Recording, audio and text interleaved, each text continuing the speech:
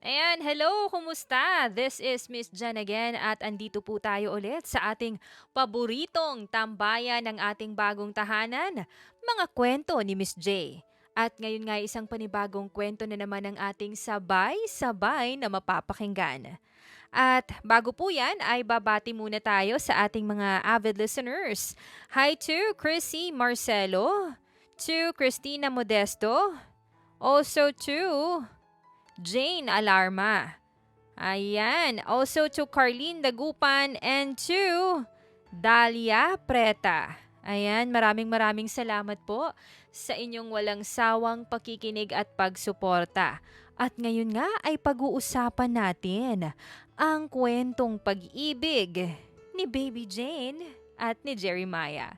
Kaya naman kung handa na kayo ay tumutok na. Ang pagkakamali sa buhay, normal yan. Huwag mo lang uulit-ulitin dahil ang pagkakamali ay ginawa para matuto. Hoy Shane! Bumalik ka ditong babae ka! Sigaw ng ginang na humahangos habang hinahabol ang isang babaeng tumatakbo papalabas ng kanilang bakuran. Sandro! Hulihin mo yung anak mo! Nandito na yung bibili sa kanya kaya hindi siya pwedeng tumakas! Dahil sa narinig ni Shane, mas lalo nga niyang binilisan ang pagtakbo papalayo sa mga ito. Anak ng putakti! Muntik na siyang madulas nang may matapakan siyang jackpot. Yak! Nakatapak nga ng jackpot! Nakamamatay naman! Ang laki pa ng natapakan niya kaya naman naging paika-ika yung lakad niya. Kinilahid niya ang mga tsinelas sa semento para mawala ang natapakan niyang dumi ng aso. Masuka-suka pa siya dahil sa lumalayong baho nun. Huli kang babae ka! Napasigaw siya nang mahawakan siya nito sa kamay ng kanyang kuya. Bitawan mo ko! Pilit niya itong tinutulak pero hindi man lang ito natinag. Anong bitawan? Kailangan mong maibenta para sa kasal ko. Sagot nito at ngumisi. Ikaw yung magpapakasal? Bakit ako yung kailangang magdusa? Yung asawa mo, yung ibenta mo. O kaya naman yung sarili mo. Sinipa niya ito sa binti. Hindi rin bagay sa iyong magkapamilya dahil batugan ka. Tignan natin kung maging ganyan ka pa katapang kapag naibenta ka na namin. Benta mo yung sarili mo! Hinubad ni Shane ang tsinelas niyang may tae at isinampal sa mukha ng kapatid. Nabitawan naman siya nito kaya nagmamadali siyang tumakbo paalis doon. Akala niya nga ay makakaligtas na siya. Pero biglang sumulpot ang kanyang ama. Kasama ang iilang mga kalalakihan. Sumuko ka na lang, Shane. Para din naman ito sa ikakabuti mo. Sabi pa nito. Ikakabuti ko? Kailan ka pa nag-alala sa akin? Alam kong ginagawa mo to para dyan sa luho nyo. At hindi ako papayag na maibenta nyo. Lumiko siya sa isang eskinita at tumakbo. Agad naman siyang sinundan ng mga ito. Nang makalabas siya sa eskinita, nakita niya ang isang magandang kotse na nakaparada sa isang gilid. Pagod na pagod siya kaya hindi na siya nagdalawang isip na sumakay doon ng basta. Kuya, tulungan mo ko. Hinahabol ako ng mga jablo kaya mag-drive ka na. Hinihingal niyang sambit at tinapik pa ito sa balikat. Hindi naman kumibo ang lalaki at mabilis na nagmaneho. Napahinga naman ng malalim si Shane bago sumandal sa upuan. Kuya, pasensya na talaga kung nadamay pa kita. Don't worry, babayaran kita. Bahagya niya itong sinilip. San ka po pala pupunta? Doon po kasi ako sa Maynila dederetso. Pa Maynila ka rin ba? Yes. Shucks, ang pogi ng boses.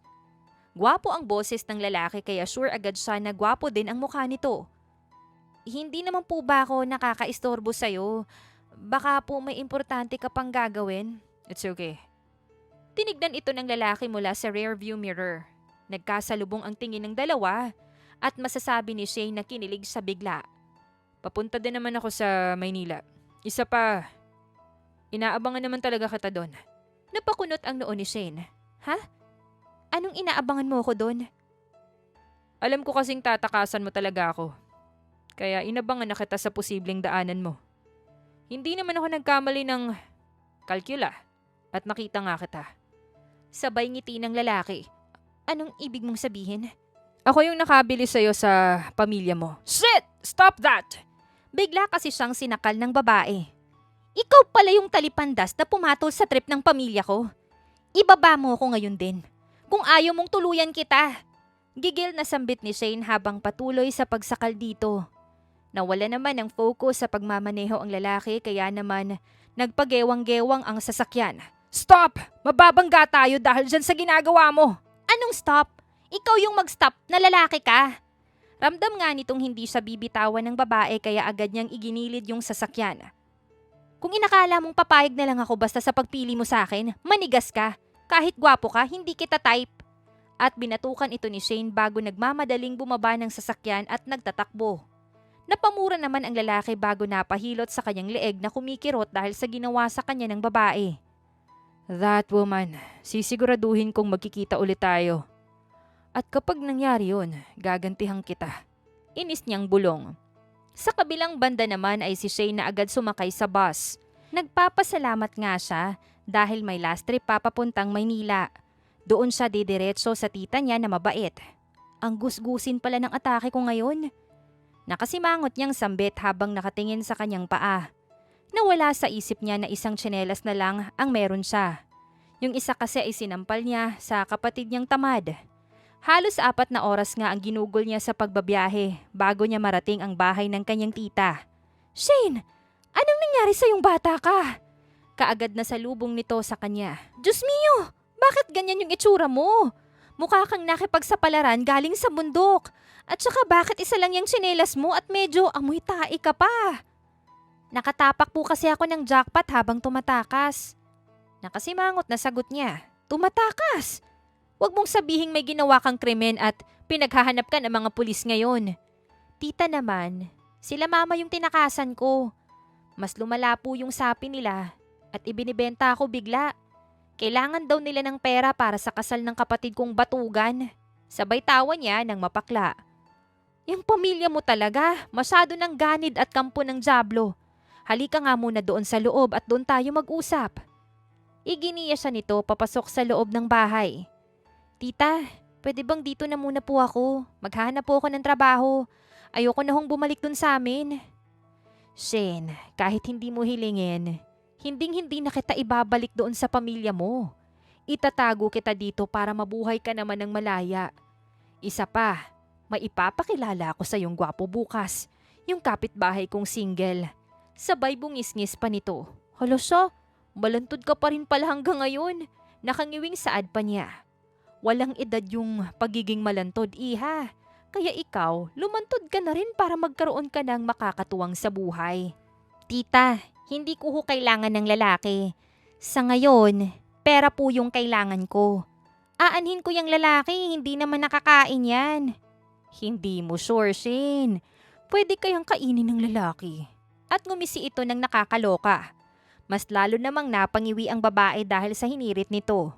Nararamdaman niya kaagad na sasakit ang ulo niya dahil sa kanyang tita. Pero ganun pa man, mas ayos na yon para sa kanya. Kesa naman makasama ang toxic at selfish niyang pamilya. Sa mga unang araw ni Shane, sa bahay ng kanyang tita ay ramdam na ramdam niya kaagad ang pagiging malaya. Kahit magising kasi siya ng tanghali ay ayos lang. Nag-apply na rin siya ng work sa isang restaurant na pagmamay-ari ng kaibigan ng kanyang tita. Next week ang kanyang start doon. Ate Ana, nakita niyo po ba si tita? Tanong niya sa katulong ng ginang. Nandun po sa hardin si Ma'am Sally. Mukhang nakikipag-usap na naman siya sa kapitbahay nating pogi. Nakangiting sagot nito. Sige po, salamat. Lumabas nga siya ng bahay. Natanaw niya kaagad ang ginang na patawa-tawa habang nagdidilig at kausap ang isang lalaking nasa kabilang bakod. Hindi niya makita ang mukha ng lalaki dahil nakaharang ang kanyang tita. Ang hilig mo talagang magbiro, Jeremiah. Ang sarap mong sakalin nitong host. Dinig niyang sambit ng ginang. You really always think that I'm joking when I'm praising you. Tugon pa ng lalaki. Bahagya nga siyang napakunot noo dahil pakiramdam niya ay narinig na niya ang boses ng lalaki. Nandyan ka pala, Shane. Bumaling sa kanya ang ginang na may malaking ngiti sa labi. Halika dito, ipapakilala kita sa pinakagwapo kong kapitbahay. Hindi na ho, tita. Natigilan siya nang makita ang lalaking nasa kabilang bakod. Unti-unti ngang nanlaki ang kanyang mga mata. Ikaw? Anong ginagawa mo ditong damuho ka? Hindi siya pwedeng magkamali. Sigurado siya na ito yung lalaking sinakal niya. "Oh, you're here." Sabay ngisi nito. "Magkakilala kayong dalawa?" Takang tanong ni Sally. "Tita, layuan mo po yung lalaking yan."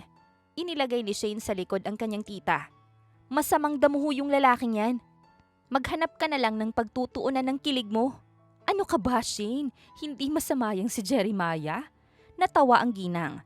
"Siya ang pinakamabait kong kapitbahay at saka masyado siyang gwapo para gumawa ng masama." "Tita, gwapo yan pero nabubulok yung panloob niyan." "Anong nabubulok yung panloob ko? Palagi kayang bago yung brief ko." Pagsaad pa ng lalaki. Sinamaan niya ito ng tingin. "Huwag kang sumabad dahil hindi kita kausap.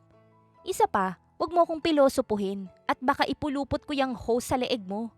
"Shane, huwag kang ganyan kay Jeremiah." Mahina siyang hinampas ng ginang sa braso. "Alam mo, mabuti pa maghanda na lang muna ako ng tanghalian para sa atin. Dito kakain si Jeremiah ngayon." Bago pa makapagreklamo ang babae, tinalikuran na siya nito. Napasimangot naman siya at muling binalingan ang lalaki. "Sinusundan mo ba akong lalaki ka?"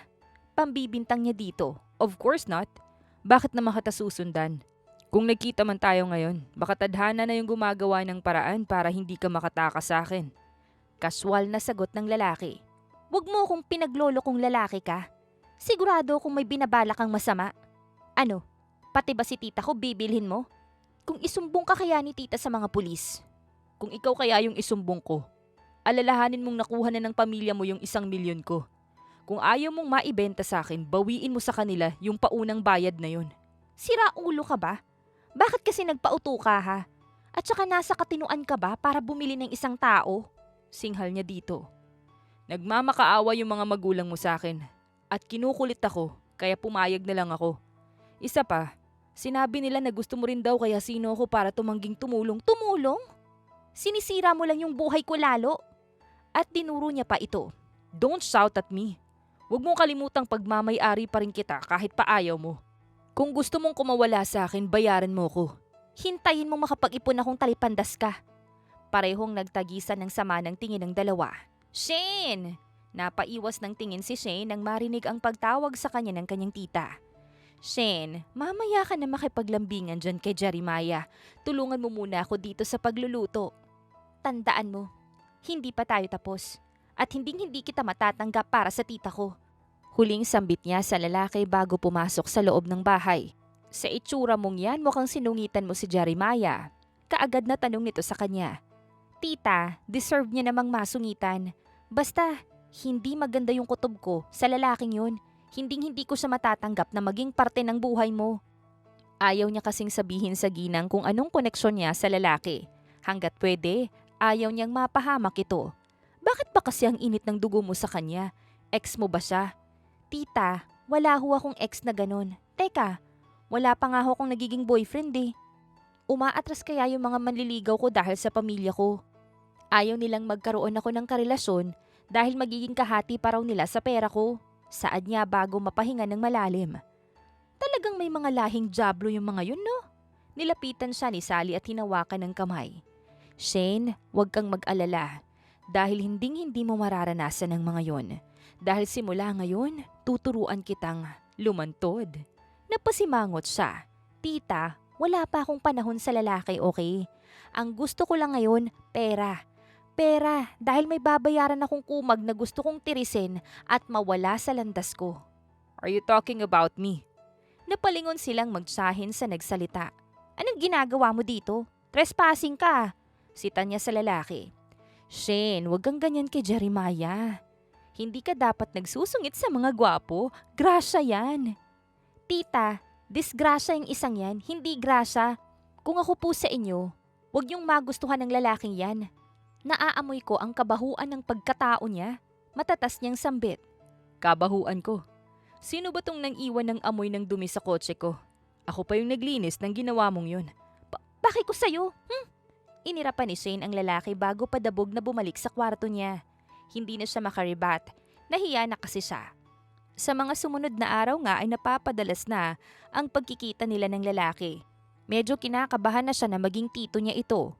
Gusto niya pa namang lumayo dito. Kaso mukhang mapapalapit pa sila dahil sa ginang. You always stared at me when you saw me. Do you like me? Tanong sa kanya ni Jeremiah at ngumiti pa ng parang nagpapagwapo. Ha? Ang kapal naman ng apog mo para itanong sa akin ng ganyang bagay. Alam mo, kung ide-deny mo, maiintindihan ko naman. Kahit sino namang babae, nahihiya talaga sa taglay kong karisma. Diyos ko, paano ba nagagawa ni tita na tiisin kang lalaki ka? Napangiwi si Shane. Alam mo, uso rin magpa-check up, no? Ipatingin mo yung sarili mo at baka lumalayan. Paano ako natitiis ni Tita Sally? Gwapo kasi ako. Tita Sally? Balak mo talagang gawing sugar mommy yung tita ko, no? Binabalaan na kita, Jamaica. Layuan mo yung tita ko. Dahil hindi kita matatanggap na maging tito. Hindi ang katulad mong nakakairita ang magiging tito ko. Singhal pa niya sa lalaki. Who the hell is Jamaica? Nangunot ang noon ng lalaki. What the? Ilang araw na tayong nagkikita, hindi mo pa rin alam yung pangalan ko. It's Jeremiah, not Jamaica. At ano namang pinagsasasabi mong maging tito mo ko? Iniisip mo bang may something kami ng tita mo? Sasagot na sana si Shane pero natigil nang dumating si Sally. Oh, nagbabangayan na naman ba kayong dalawa dyan? Diyos mio, daig niyo pa yung mag-asawa? Naiiling na sabi ng ginang. Siya po kasi, inis na dinuro ng babae ang lalaki. Mas maganda po sigurong lumayo na tayo sa kanya. Lalo ka na tita, sigurado po kung mas may mabuting lalaki pa yung darating sa buhay mo. Anong pinagsasasabi mo diyang bata ka? Teka, bakit pala nandito ka pa? Unang araw mo sa trabaho ngayon ah. Shucks, nakalimutan ko po. Napatingin siya sa oras at malapit na siyang malit. Inis niyang binalingan si Jeremiah. Ikaw kasi, ang daldal mo. Ako pa, ikaw nga tong bungangero dyan eh. Ah basta, layuan mo yung tita ko. Bumaling siya sa ginang at humalik dito sa pisngi. Una na po ako tita ah. Mag-ingat ka po dyan sa Jeremiah na yan. Hindi na nga niya hinintay na makapagsalita ang dalawa at nagmamadali na siyang tumakbo palabas ng bahay. 10 minutes lang kasi ang lakaran mula sa bahay nila hanggang sa restaurant, kaya hindi na siya nagko-commute. Nang makarating nga sa restaurant, hingal na hingal siya. Ganun pa man, inayos pa rin niya ang sarili at mahinhin na pumasok sa loob. Sino ka? Matari na tanong ng isang waitress na nag-aayos ng upuan. Mukhang probinsyana, natatawang sabi naman ng isa pang waitress. Kung hindi lang first day ni Shane, sure na sure siyang papatulan niya ang mga to. Kaso, kailangan niya kasing magpakabait. Ako po yung newly hired, nakangiti at magalang niyang saad. Ah, yung pamangkin ni Ma'am Sally. Nakangiting naglakad papalapit sa kanyang isang cute na lalaki. Halika, sasamahan kita sa office ni Ma'am April. Ang sabi niya kasi dalhin ka na muna sa office niya bago ka magsimula. Sige. Naunang maglakad ang lalaki, nakaagad naman niyang sinundan. Nang makarating sa office ng boss nila, agad siya nitong pinapasok. Shane, ngumiti ito sa kanya. Sally is right. You look like her. Ang ganda-ganda mo ring bata. Ay, salamat po.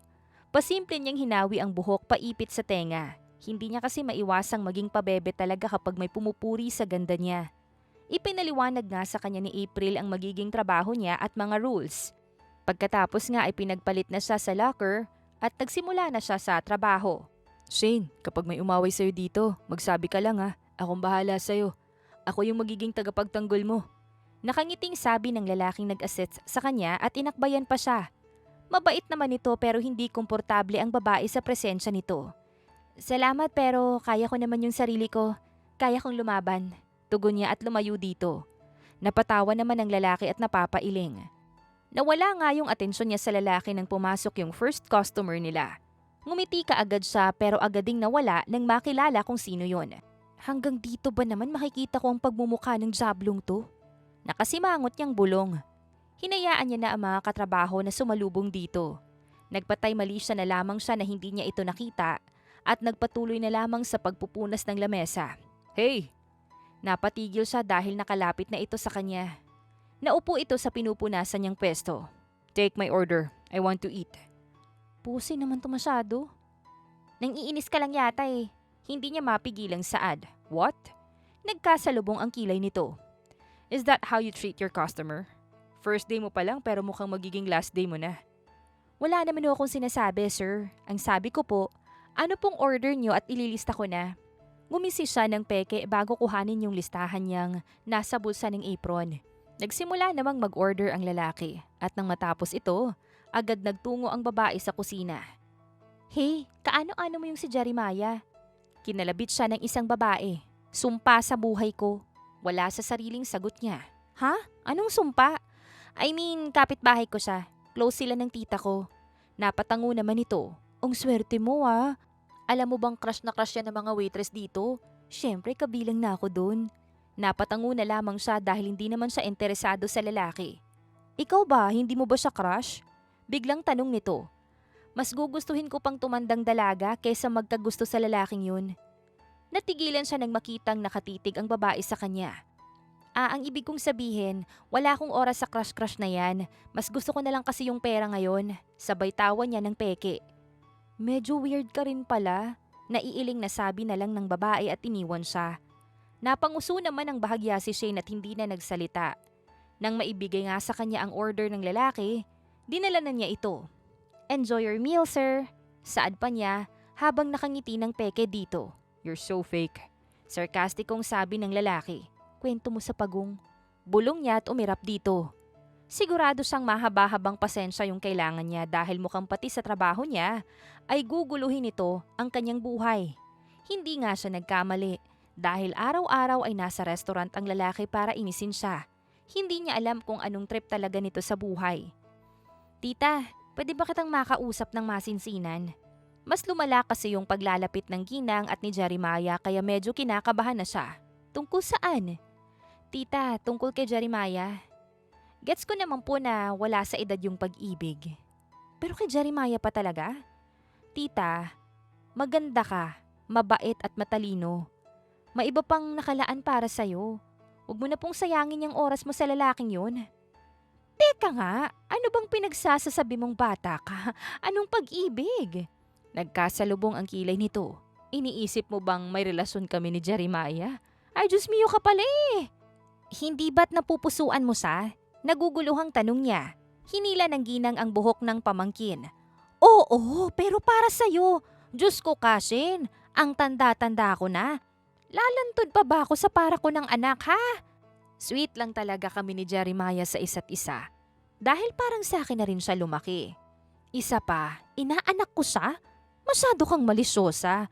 Kailan mo pa inisip na may relasyon kami at nang makurot ko yung singit mo? Sure bang wala po talaga kayong something ni Jeremiah? Sure bang hindi ko siya magiging Aray! Nagtatanong lang naman po ako. Maktol ni Shane nang kurutin siya nito. Kilabutan ka nga dyan sa iniisip mo. Anak lang ang turing ko kay Jeremiah at napupusuan ko siya para sa'yo. Lintik kang bata ka. Hinahanapan lang kita ng love life mo tapos napagkamalan mo pa akong nanghahunting na mas bata sa akin.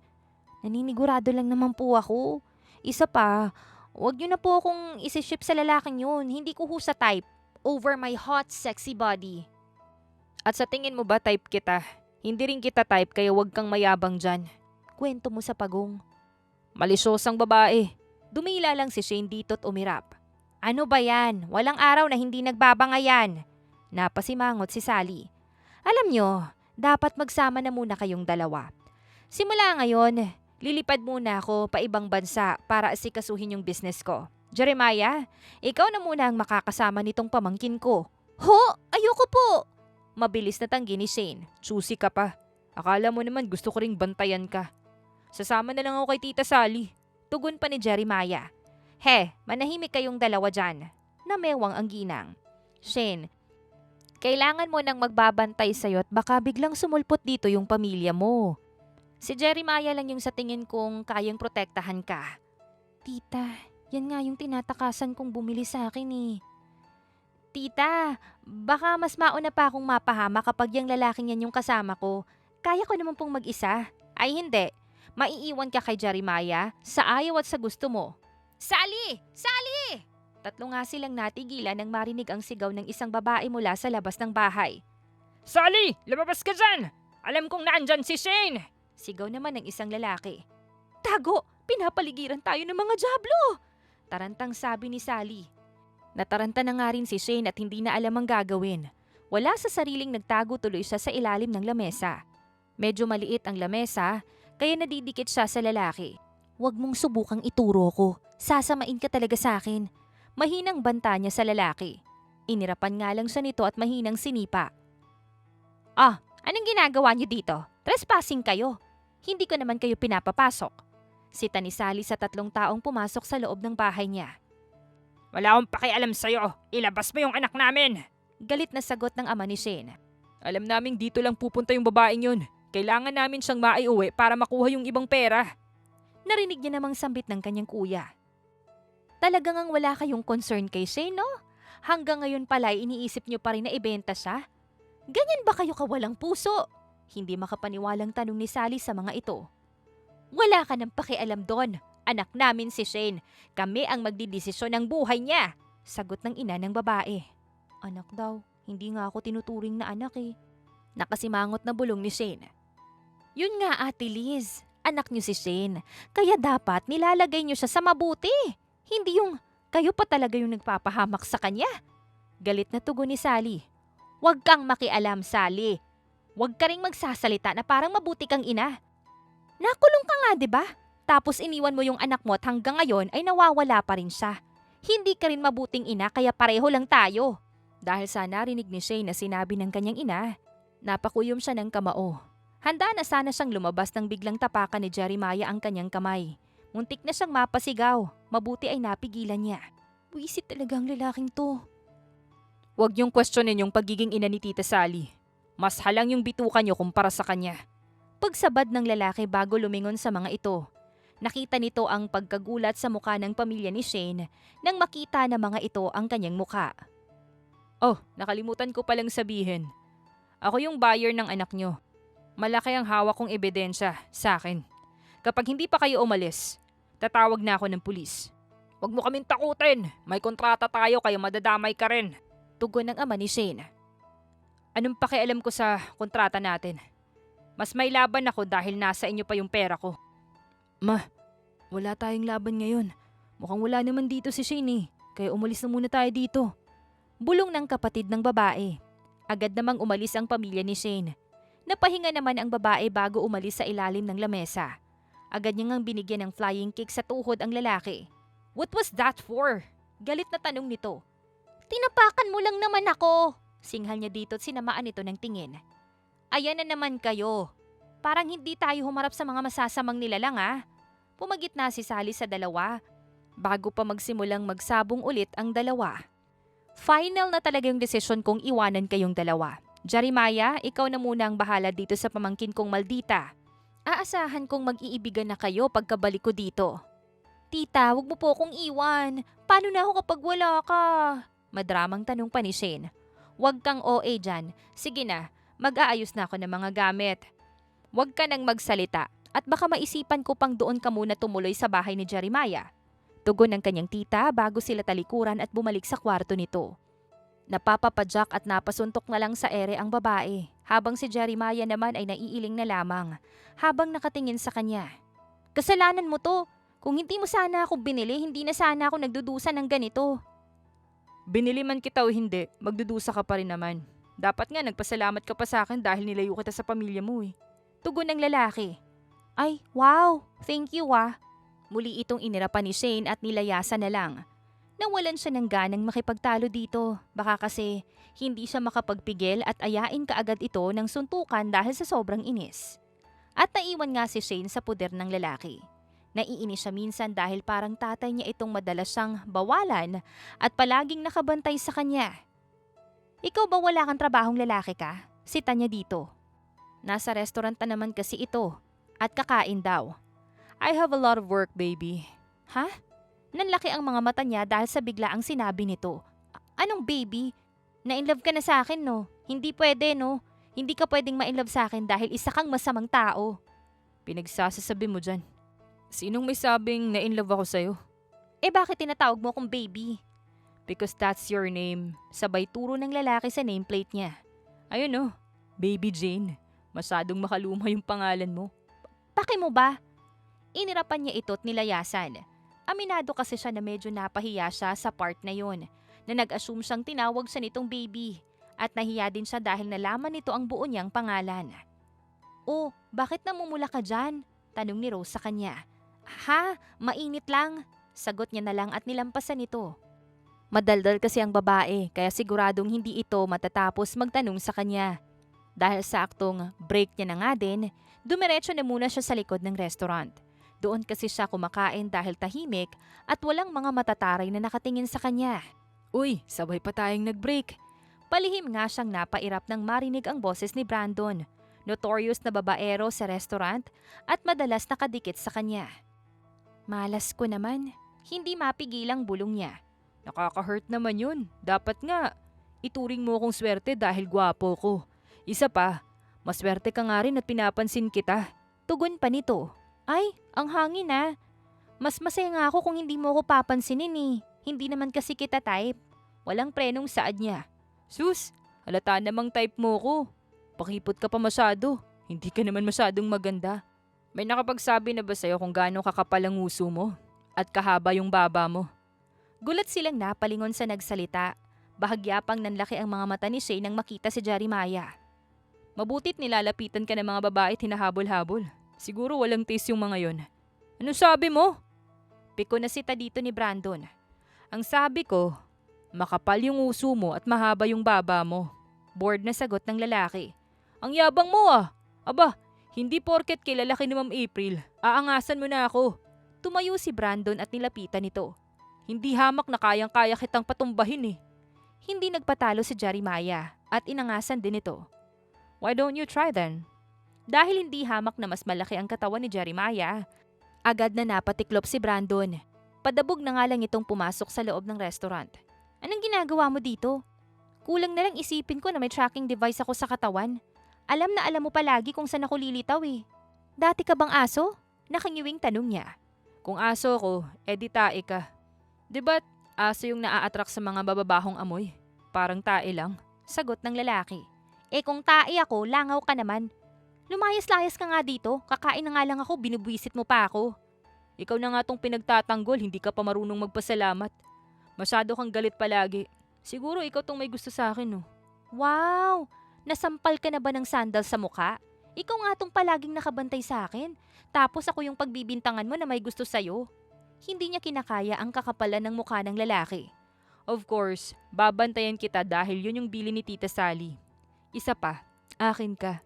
Hindi ko naman hahayaan na kuhanin ng iba ang babaeng pagmamay-ari ko. Seryosong sabi ng lalaki. Baliw!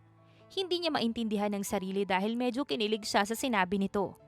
Parang gusto niya sa pandinig niya na pagmamay-ari siya nito at ayaw nitong makuha siya ng iba. Kinikilig ka ba, baby? Nakangising tanong nito. Bakit naman ako kikiligin sa'yo? Isa pa, wag mo ngang binabanggit yung first name ko, nakakairita. What if it's not your first name? What if it's my endearment for you? Because you look like my future baby. Dahil sa lambing ng boses ni Jeremiah, wala sa sariling nabato ito ni Shay ng sandals. Sapul ito sa mukha kaya agad siya nitong inangila na parang aso. Inirapan lang naman ito ng babae at hindi na pinansin.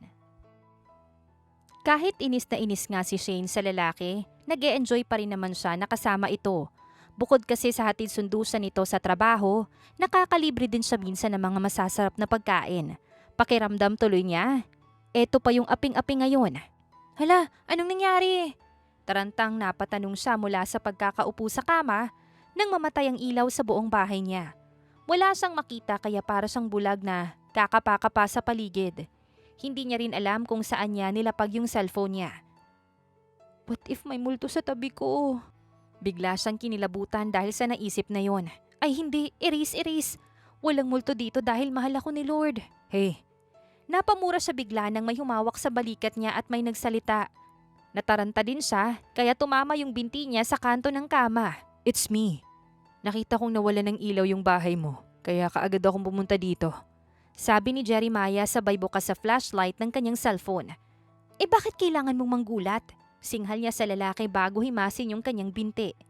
It's not my fault. Ikaw tong bigla na lamang sumisigaw. Inirapan siya ng lalaki at agad na inalalayan patayo. Doon ka na muna sa bahay ko.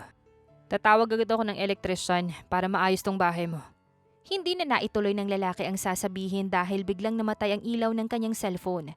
Nang tignan niya yon, wala na yung charge. Susugod ka na nga lang dito, wala pang charge yung cellphone mo. Pagsusungit dito ni Shane, I don't know. Maglakad ka na nga lang at wag magsungit dyan. Inis na tugon ng lalaki. Pakapaka pa ang dalawa habang palabas ng kwarto. Kaso sa sobrang dilim, iba naman yung nakapa ng babae. What the? Gulat na sambit ng lalaki. Teka, ano to? Bakit kumikibot at tumitigas? Takang tanong ng babae. Shane, tanggalin mo ang kamay mo dyan. Damn, that's my friend. Pigil hiningang saad pa ng lalaki. Friend? Nagloading siya saglit at nang mapagtanto kung ano yung tinutukoy nito. Agad nag-init ang buong mukha niya. Shit, sorry, ikaw kasi. Agad niyang tinanggal ang pagkakahawak doon. Kasalanan ko pa. Ikaw tong basta-basta ng dadakma. Paano kapag sobrang nagalit to? Handa mo ba siyang pakalmahin? Paghirit pa ng lalaki. Bastos, lumayo ka nga sa aking lalaki ka. Nagsimula ngang magbangayan muli ang dalawa. Nagtulakan pa sila. Hindi na nga nila napansin ang hagdan dahil sa dilim. Kaya naman dire-diretsong gumulong pababa si Jeremiah. Ano yun? Gulat na tanong naman ni Shane. Kumapakapa pa siya sa gilid at bahagya siyang kinabahan dahil hindi niya nahagip ang lalaki. Huy, buhay ka pa ba? Anong nangyari sa'yo? Sunod-sunod namang napamura ang lalaki. Sapo ang kanyang sariling likod. Nahulog ako! Padaing na tugon nito. Biglang ang bumukas yung mga ilaw. Napapikit nga muna ang dalawa para makapag-adjust ang kanilang mga mata. Oh, anong ginagawa mo dyan? Tanong ni Shane sa lalaki nang maging okay na siya sa liwanag. Nahulog nga ako. Sagot nito at paika-ikang tumayo. Hindi naman gaanong kataasan ang hagdan pero nadali pa rin siya. Ang tanga mo naman? Pigil ang tawang sabi ng babae. Bago maglakad pababa, kaso kinarma nga siya kaagad dahil bigla siyang nadulas. Dire-diretso siya sa bisig ni Jeremiah na napamura ulit dahil tumama ang likod niya. Sinong tanga ngayon sa ating dalawa? Sarkastikong tanong pa ng lalaki. Hindi naman siya kaagad nakasagot dahil napatitig pa siya sa mukha nito. Mas gwapo pala kasi ang lalaki sa malapitan. What? Are you just gonna fantasizing my face? Kanina lang, yung ulo sa baba ka nagpapantasya. Hirit pa ng lalaki. Ang kapal mo! Singhal niya bago tumayo. Iika-ika nga din siya dahil nadali din siya ng kanto ng kama kanina. Tapos nahulog pa nga siya sa hagdan. Tara na sa bahay. Sigurado akong mawawala ulit yung kuryente mo. Sabi ng lalaki. Hindi na mawawala yan. Ikaw na lang yung umuwi dun. Biglang ang nawala ulit yung kuryente kaya napahawak siya sa braso ni Jeremiah. Duwag din pala eh. At paika-ikang naglakad ang lalaki palabas ng bahay. Nang makapasok nga sila sa bahay nito, medyo namangha si Shane dahil malinis dun. Ibang-iba kasi ang nai-imagine niya sa nakikita niya ngayon. Bakit alam mong mawawala ulit yung kuryente sa bahay? Siguro sinasabotahe mo yung kuryente ng bahay ni tita, no? Kasi gusto mo akong makasama. Pambibintang niya dito. Huwag kang masyadong filingera dyan. Madalas magkaproblema ang kuryente ng bahay ni tita Sally. Kung iniisip mo pa rin na ako yung may gawa nun, umuwi ka na lang doon. Mag-isa ka doon sa madilim na kwarto kasama yung mga multo. Alam mo, wala ka talagang ka-gentle-gentle sa katawan mo, no? Well, I'm only gentle when it comes to bed. I mean, when it comes to a kind person. Kung sa kagaya mo kasing maldita, malabong lumabas tong pagiging gentle side ko. Nye. Inarapan nito ni Shane at nilibot na lang ang paningin niya sa bahay nito. Nahagip nga ng tingin niya ang isang family picture. Wow, totoy na totoy kasi retratong to ah. Ikaw ba talaga to? Kinuha niya ang picture frame. Bakit mukha kang inosente dito at mabait? Hindi ka pa siguro tuli dito, no? Stop touching my things. Napangisi naman siya at may naisip na kalokohan para maasar ang lalaki. Gusto mong bitawan ko to kapag nahabol mo ko. At naglakad siya papalayo sa lalaki. Sinamaan naman siya nito ng tingin at iika-ikang hinabol siya. Nangaasar ka ba? Kapag ikaw naabutan ko, hindi mo magugustuhan yung gagawin ko sa'yo. Yun eh kung maabutan ako ng isang pilay na kagaya mo. Nagsimulang maghabulan ang parehong iika-ika. Nasisiyahan naman si Shane dahil lakad matanda talaga ang lalaki. Naaawa din siya dito pero kaunting awa lang naman. I give up. Pagod na naupo ang lalaki sa sofa. If you want to sleep, just go upstairs. Bahala ka na kung anong kwarto yung gusto mong tulugan dun. Ang boring mo namang kalaro. Ay! Napatili siya nang biglang hapitin ni Jeremiah ang kanyang bewang at iupo sa kandungan nito. Baliw ka ba? Bitawan mo nga ako. Paano kung hindi kita bitawan? Anong gagawin mo kung ganon? Susuntukin kita. Pabulong niyang sagot habang nakatingin sa labi nito. Suntok. Mas lalong lumapit ang mukha nito sa kanya. Paano kung ang gusto kong gawin ay... Hinablot nito ang picture frame. Kuhanin tong litrato at itulak ka. Sabay tulak nito ng mahina sa babae. Muntik na magmapasubsob si Shane sa sofa. Buisit! Pangit ka! Pikon na pikon. Gusto mo yatang makis ako eh. Ang kapal ng apog mo. Masadong mabaho yung hininga mo para hilingin kong mahalikan mo. Nabigla nga siya nang hilahin siya ni Jeremiah. At sa isang iglap nga, magkadikit na ang labi nilang dalawa. Ano? Mabaho pa ba yung hininga ko? Mahinang tanong pa ng lalaki. Hindi. Isa pa nga. Wala sa sariling bulalas ni Shane. Napangisi naman ang lalaki. Kapag nag-behave ka, baka pagbigyan kita. Bigla namang natauhan ang babae. Ang kapal ng mukha mo. Hindi ka na sana makalakad ng isang buwan at sana madapa ka ulit. Isusumbong din kita kay tita. At paika-ika itong tumakbo. Muntik pa nga itong masubsob dahil sa pagkataranta, kaya napatawa na lamang si Jeremiah. What a crazy woman, natatawang bulong ng lalaki at napapailing na lamang. Kahit ilang araw na nga ang lumipas, hindi pa rin makalimutan ni Shane ang halik na yon. Tuwing nakikita niya ang lalaki, feeling niya magkadikit pa rin ang labi nila. At dahil nga rin sa halik na yon, parang may nagbago sa kanila. Hindi na sila nag-iiwasan. Feeling niya, naglalandian pa sila. Bakit wala yata yung baby Jeremiah mo ngayon? Usisa pa ni Rose. Anong baby Jeremiah ka dyan? Inirapan niya ito. Hindi nagpaparamdam yung isang yun. Mukha kasing na-realize niyang may trabaho din siya kaya nagiging hardworking na. Baka naman pinaghahandaan yung future niyong dalawa. Sabay ngisipan nito. Manahimik ka nga dyan. Kung may future kami, yun ay yung magsuntukan kaming dalawa. Hinubad niya ang suot na apron. Sige na, aalis na ako. Maglalakad lang ako ngayon kaya kailangan na magmadali. Ayokong maabutan ng dilim at baka may makasabay akong nanghihingi ng hustisya. Hatid na kita. Sabad ni Baron kaya napatingin sila dito. Hindi na. Baka ikaw pa yung humingi ng hustisya kapag napikon mo ko. Nginitian ito ng matamis ni Shane bago damputin ang sariling gamit at lumabas ng restaurant. Where are you going? Napatalon sa gulat ang babae nang biglang may nagsalita. Nilingon niya kung sino yon at bahagya nga siyang nagulat nang makita si Jeremiah.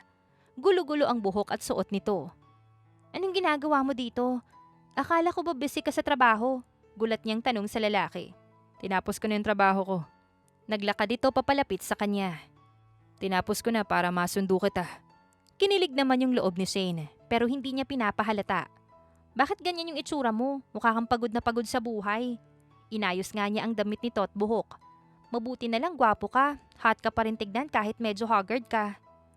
Wala tayong magagawa. Inborn na yan eh. Sabay tawa ng lalaki. Ewan ko sa'yo. Teka, kumain ka na ba? Tara, ililibre kita. Umiling naman ang lalaki bilang sagot. Tara, kumain tayo. Doon tayo sa iba at mga chismosa yung mga tao dito sa restaurant namin. Okay.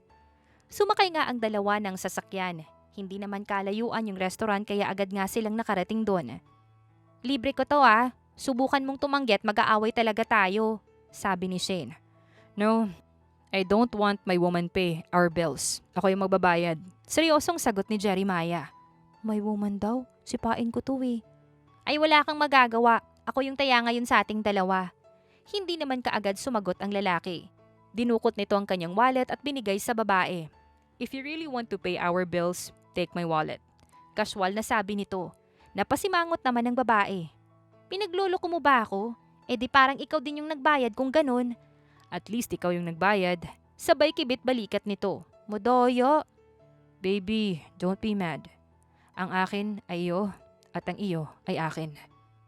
Ayan ka na naman sa baby mo eh. Huwag mo sabi akong tatawagin sa first name ko. Nakaka-bad trip kaya endearment yun, hindi pangalan mo. I prefer to call you baby because you're my baby now.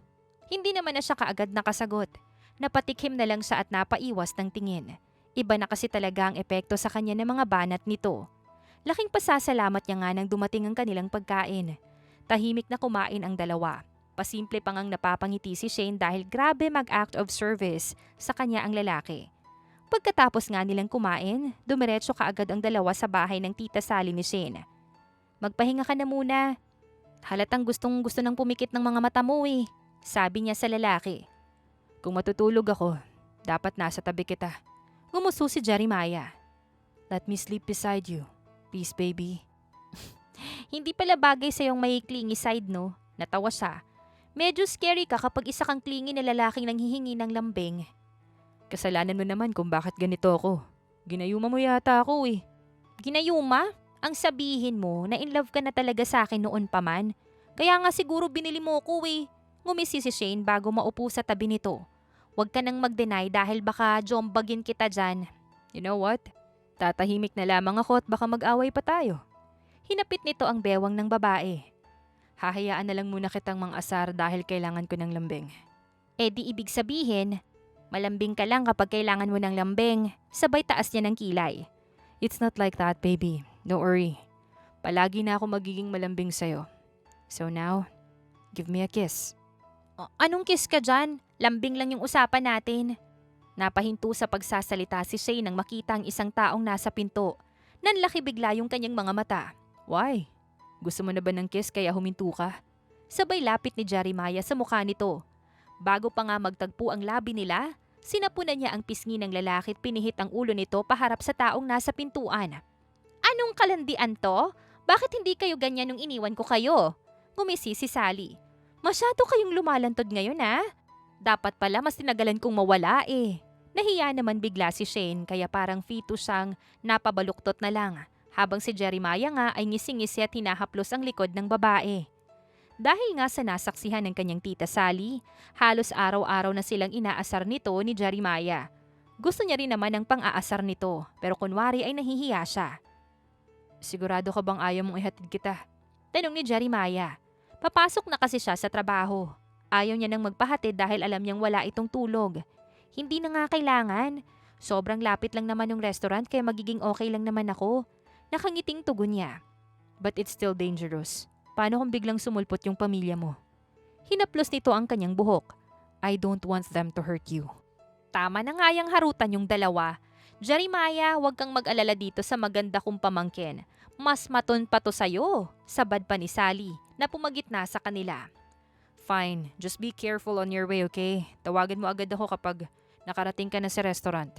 Sabi pa ni Jeremiah. Napaka-OA mo. Sige na, mauna na ako. Ngumiti nga siya at kumaway bago naglakad papalayo. Nasa kalahati na siya ng daan nang maalala niyang naiwan niya pala ang cellphone sa kusina. Nagmamadali tuloy siya sa pagbalik. Sa tingin ko, oras na po siguro para sabihin mo sa kanya ang totoo. Napahinto nga si Shane sa pintuan nang marinig ang sinabi ng lalaki. Tita Sally, hindi habang buhay maitatago mo yung katotohanan. Sigurado namang maiintindihan ka ni Shane. Dahil hindi mo rin naman ginusto yung mga nangyari. Jeremiah, natatakot ako na baka magbago ang lahat. Isa pa baka madamay ka rin kung sakaling magalit siya sa akin. Napahinga ng malalim si Sally. Hindi ko rin alam kung anong gagawin niya kapag nalaman niyang ako yung tunay niyang ina. At ninakaw lang siya ni na Ate Liz sa akin habang nakakulong ako. Siguradong magagalit din siya kapag nalaman niyang magkasundo tayo sa pagbili sa kanya. Natatakot ako, Jeremiah. Lalo pat ayoko na ulit na malayo siya sa akin. Hindi makapaniwala si Shane dahil sa kanyang mga narinig. Hindi niya rin alam kung anong mararamdaman niya dahil sa katotohanang kanyang nalaman. Anak ako ni Tita Sally. Wala sa sariling bulalas niya. Napalakas nga yun dahilan para marinig ng dalawa. Gulat naman ang mga ito nang mapatingin sa kanya. Shane! Gulat na sambit ni Sally. Shane, kanina ka pa ba dyan? Tanong naman ni Jeremiah. Pati pala kayong dalawa nagsisinungaling sa akin. Mapakla siyang napatawa. Kaya pala ginagawa niyong lahat ng to dahil may dahilan kayo. Umalis ako sa amin kasi akala ko safe ako sa inyo. Kaso, kayo rin pala nagsisinungaling sa akin. Tinatraidor niyo rin pala ako. Hindi sa ganun, Shane. Maniwala ka. Hindi ko gustong itago ang totoo. Natakot lang ako na baka hindi ka maniwala at mag-iba yung tingin mo sa akin. Naiiyak na sabi ni Sally. Shane, gusto ka lang niyang makasama at ilayo sa kinalakihan mong pamilya. Sabi naman ni Jeremiah. Kaya nagsabuatan kayong dalawa na bilhin ako. Kasama rin ba sa plano niyo ang paglapitin ng loob nating dalawa? Napapailing siya. Ang tanga-tanga ko pala para maniwala sa'yo. Ang tanga ko na nagpadala ko sa mga salita mo. Shane, totoo lahat yung pinapakita ko sa'yo. Totoo tong nararamdaman ko sa'yo. Seryosong sabi ng lalaki. At sa tingin mo maniniwala pa ako sa inyong dalawa? Tinalikuran niya ang mga ito at dere-deretsong umalis. Tinangka itong sundan ni Jeremiah, pero kaagad itong pinigilan ni Sally. Sa daan nga, ay hindi maiwasang mapaluha ni Shane. Masaya siya dahil mabait at mabuting tao ang tunay niyang ina. Hindi lang niya kasi matanggap na parang pinagkaisahan siya ng lahat. Ni wala man lang kasing nagsabi sa kanya ng totoo. Lalo na si Jeremiah, na kinahulugan na ng loob niya. Pakiramdam niya tuloy ay ginagamit lang siya ng mga taong nasa paligid niya. Napahinto nga siya sa paglalakad ng may humintong sasakyan sa harapan niya. Napaatras siya bigla nang bumaba doon ang pamilya niya, kasama ang mga armadong lalaki. "Pinahirapan mo pa kaming babae ka!" Galit na sabi ng kanyang ina. "Ngayon, sisiguraduhin naming hinding-hindi ka na makakaalis!" Sabi naman ng kanyang ama. Akmang tatakbo nga siya pero agad siyang nahila ng kanyang kapatid. "Bitawan mo kung pabigat ka!" Gigil niyang sambit bago tadyakan ang kinabukasan nito. Napahiyaw naman ito sa sakit at napasapo sa kanyang sariling alaga. Nakakuha naman ng pagkakataon si Shane na tumakbo. Pero muli siyang natigilan nang umalingaw-ngaw ang isang putok ng baril. Napahiyaw nga siya sa sakit at napabagsak sa kalsada. Sapo ang binti niyang binaril ng kanyang ama. "Tignan natin kung makatakas ka pa sa amin." Dinakot ni Liz ang kanyang buhok at kinaladkad siya papalapit sa van. Sinubukan niyang humingi ng tulong sa mga taong nakakakita sa kanila, pero agad nga siyang naisakay sa van at nakaalis. "Hinding-hindi mo na makikita ang Sally na yon," nakangising sabi pa ni Liz sa kanya. Sasagutin niya sana ito pero may sumampal sa kanya. "Walang yakang babae ka! Ilang beses mo na akong sinasaktan!" Galit na sabi sa kanya ng kanyang kuya Ador. "Pangit ka kasi," singhal niya dito. "Napakadaldal mo! Manahimik ka nga muna dyan!" Hinampas siya ng baril sa bandang batok ng kanyang ama. Dahilan para manghina siya at mawala ng malay. Sa kabilang banda naman ay si Jeremiah na hindi mapakali. Nang marinig niya kasi ang putok ng baril, bigla siyang hindi mapakali. "Tita Sally, I think I should go. Natatakot ako na baka na-involve si Shane sa narinig kong putok ng baril." Sabi nito bago tumayo. "Kaya mo ba? Baka bumagsak ka sa daan. Mabuti pa sumama na lang ako sa'yo." Sabi pa ng ginang. Mataas kasi ang lagnat niya ngayon na hindi niya pinahalata sa babae. "Tita Sally, kaya ko pa po. Dito ka na lang muna at baka may mangyaring masama sa'yo." Tugon niya. Palabas na siya ng bahay pero natigilan sila pareho ng ginang nang pumasok si Rose na humahangos. "Sir Jeremiah, nakita ko si Shane. Isinakay siya sa van at binaril ang isang lalaki." Tarantang sabi nito. "What? Saan nagpunta yung van?" Hinawakan niya ito sa magkabilang balikat at inalog. "Hindi ko ho alam, pero sinusundan sila ni Baron. Yung babaerong yun yung pag-asa natin ngayon." Tugon pa nito. Napamura naman siya. "Sabihin mo sa akin kung saan pagawi yung van, susundan ko sila." Kung bitawan mo muna kaya ako. Nakakakilig kayang hawakan mo pero masakit baka hindi kita matansya." Medyo inis na sabi pa ni Rose. Natauhan naman si Jeremiah. "Sorry." Binitawan niya ito. "I'm just nervous and scared. Paano kung may mangyaring masama kay Shane? Hindi ko kaya." "Huwag kang kabahan. Kahit naman babaero si Baron at masama yung ugali, mukha namang mapagkakatiwalaan yun. Ang gawin mo ho siguro ngayon, tumawag ka ng pulis at sabihin yung mga nangyari." Mahinahong sabi ng babae. Umiling naman siya. "Kayo ni Tita Sally yung gumawa ng bagay na yan. Pupunta ako sa bahay nila Shane. Hindi pwedeng uupo lang ako dito at walang gagawin." Pagkatapos nga ay dire-diretsyong lumabas siya ng bahay at dumiretso sa kanyang sasakyan. Habang nasa biyahe nga ay hindi siya mapakali dahil sa sobrang pag-aalala kay Shane. Mas gugustuhin niya pa kasing magalit na lang sa kanya ang babae kaysa may mangyaring masama dito. Sa kabilang banda nga ay si Shane ay nagising sa isang silid. Nanghihina siya at parang lalagnatin. Sinubukan niyang gumalaw at napaigik siya dahil sa kumirot ng sobra ang binti niya. "Saan ako dinala ng mga mukhang pera na yun?" Bulong niya bago mapasapo sa kanyang ulo na masakit din. "Kapag talaga ako nakawala dito, gagantihan ko sila. Umanda sa akin yung mga pangit na yan." Biglang ang bumukas yung pinto ng silid. Niluwal noon ang kinalakihan niyang pamilya. Kasunod ang isang matabang punggok na Chinese. "Mr. Ching, this is our daughter. She's virgin and fresh," sabi ng kanyang ina. "She's pretty." Nakangising saad pa ng lalaking Chinese. Alam na kaagad ni Shane kung anong nangyayari kaya napakuyom na lang siya ng kamao. At sa tingin nyo naman papatulan ko yung pangit na yan. Diyos mio, perang pera na ba talaga kayo? Ang dali-dali para sa inyong ibenta ako ah. Sa bagay, hindi naman pala ako tunay na parte ng pamilya nyo. Kayo lang pala ang tunay na tito at tita ko. At ang masibang anak nyo ay pinsan ko lang pala. Kaya pala ang papangit nyo din. Manahimik ka! Sita sa kanya ng kanyang kinalakihang ama. Mr. Ching, don't mind them. Just pay us already. Sabad ni Ador at naglahad pa ng kamay. Don't pay them. I'm not fresh and virgin. Actually, I have a handsome husband. Sabi niya sa matandang Chinese. Ako ba inyo loko? Singhal ng Chinese sa pamilya niya. No, no, no, no, no. Nilapitan siya ng ina at hinablot sa panga. Itahimik mo yung bunganga mo. Kung ayaw mong patahimikin ka namin habang buhay, wala ka na rin namang magagawa dahil hinding-hindi ka na makikita ng nanay mo at ng lalaking unang bumili sa'yo. Akala mo lang yun, bruha ka. Nakangising singhal niya dito. Tignan lang nating babae ka. Pabalibag siya nitong binitawan at bumaling sa Chinese. Mr. Ching, ikaw nang bahala sa kanya. Bibigyan namin kayo ng oras. Lumabas nga ang mga walang pusong itinuring niyang pamilya. Ang matandang Chinese naman ay naglakad papalapit sa kanya. Sige, subukan mo lang at sasamain ka sa akin. Banta niya dito. Ikaw wala na magawa. Ako tikman ka. Nakangising sabi pa nito. Bago pa nga siya nito mahawakan, biglang bumukas ang pinto ng kwarto. Halos maiyak si Shane nang makita ang lalaking. Tiwala siyang tutulungan siya. Stay away from her! Nilapitan nito ang matandang lalaki at sinuntok sa mukha. One hit nga lang yun pero agad na bumagsak ang matanda. Paano mo ko nahanap? Naiiyak na tanong pa ni Shane. I can find you anywhere, Shane. Nilapitan siya ng lalaki at niyakap. Promise, this won't happen again. Wala nang mananakit sa'yo at wala nang kukuha ng kalayaan mo. Niyakap naman niya ito pabalik. Salamat sa pagpunta at pagtulong ulit sa akin, Jeremiah. Sorry din kung may nasabi ako kanina na hindi maganda. Sorry. I understand your feelings, my baby.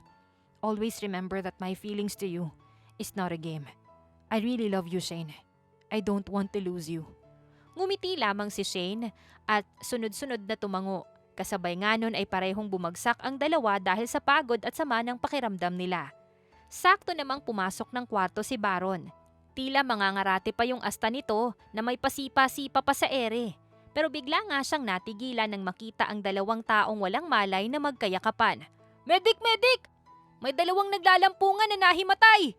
Sigaw nito at nagtatakbo palabas para tawagin yung medic. Maayos na ang pakiramdam ng dalawa. Pero nanatili pa rin si Shane sa ospital dahil sa sugat niya sa binti. Kagustuhan din kasi ni Sally na mamonitor siyang mabuti para masiguradong okay lang talaga siya. Shane, kumain ka ng marami para bumalik yung lakas mo. Ngumiti si Sally. Huwag kang mag-alala. Napakulong ko na si Liza. Gagawin ko ang lahat para hindi na nila magambala pa yung buhay mo. Salamat po. Gusto ko po sanang humingi ng tawad dahil doon sa naging reaksyon ko. Sorry po sa mga nasabi ko. Naiintindihan kita, anak. Ayos lang sa akin na magalit ka at hindi agad ako napatawad. Malaki din naman yung pagkukulang ko sa'yo. Pero maniwala ka, hinanap kita pagkatapos kong makalaya. Hindi lang kita agad natagpuan pero sa tulong ni Jeremiah ay nalaman kong ikaw yung anak ko. Okay na po tayo, tita, Mama Sally. Alam ko na rin naman po yung lahat dahil pinaliwanag na sa akin ni Jeremiah. Alam niyo po, sobrang proud na proud po ako sa inyo dahil sobrang tatag niyo po, sobrang tapang niyo po kahit tinalikuran kayo ng lahat. Nakangiting saad niya, hindi naman naiwasan ni Sally na mapaluha. Ang dahilan kasi ng pagkakakulong niya ay aksidente niyang napatay ang stepmother ni Jeremiah dahil tinangka nitong patayin ang lalaki. Nabawasan naman kahit papano ang sentensya niya. Kaso, hindi pa rin yun naging sapat para makalaya siya kaagad.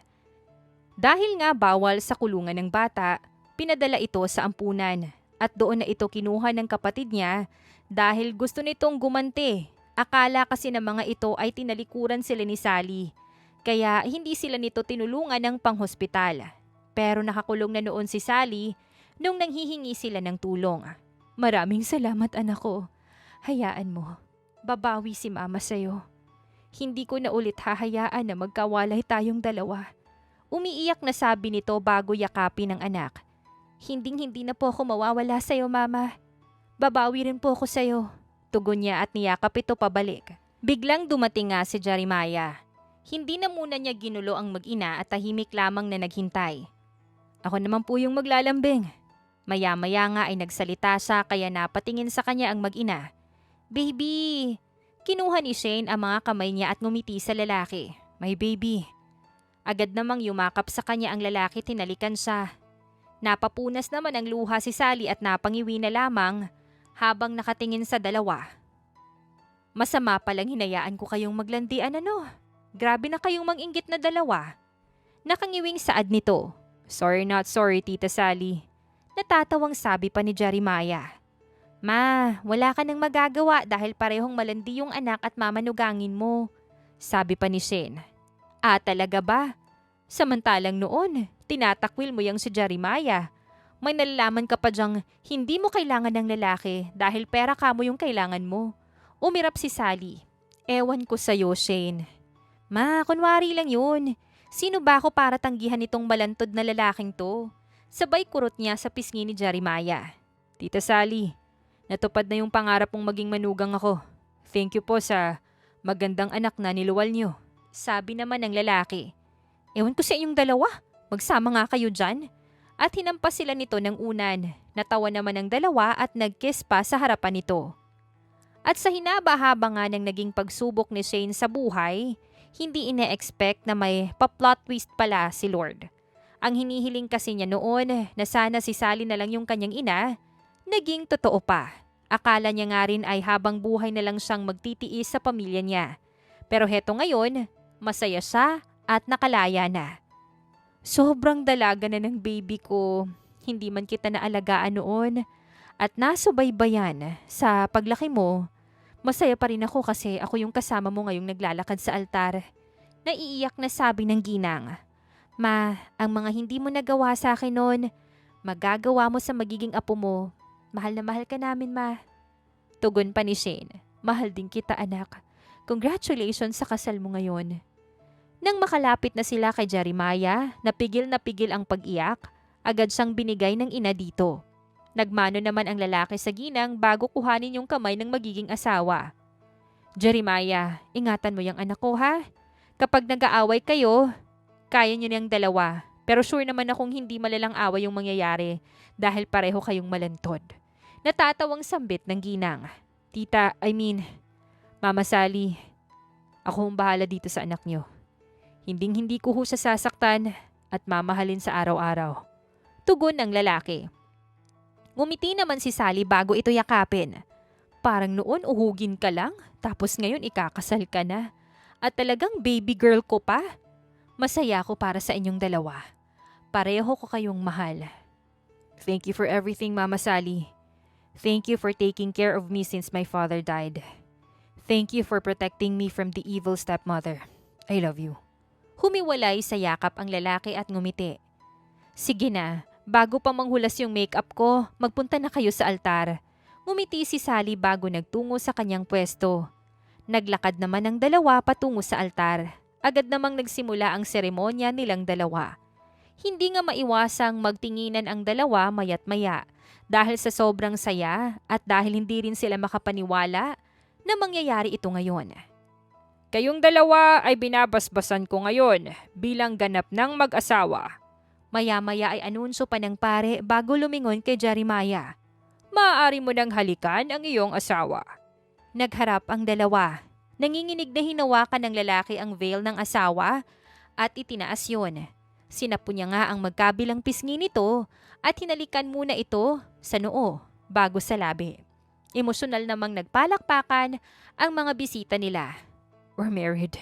Masayang anunsyo ni Jeremiah at nakangiting humarap sa mga bisita nila. Mama, kasal na yung pinaglalapit mo lang noon. Nakangiting sabi naman ni Shane sa ina. Mahal na mahal ko kayong dalawa. Umiiyak na sabi ni Sally at kaagad na lumapit sa kanila at saka yumakap. Hinayaan na muna nga sila ng lahat na mag-moment at ilang sandali nga ay nagsimula na silang kuhanan ng pictures.